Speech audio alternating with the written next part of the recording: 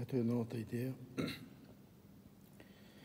за сублиматор на 12 волта, такова акумулатора.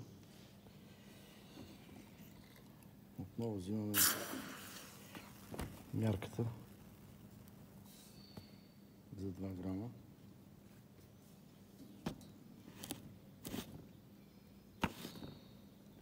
Ето количеството.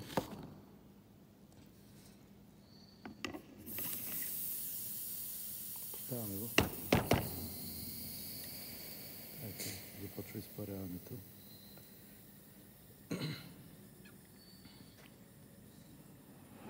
Отново за 10 секунди всичко е изпарено. Температурата се регулира от терморегулатор.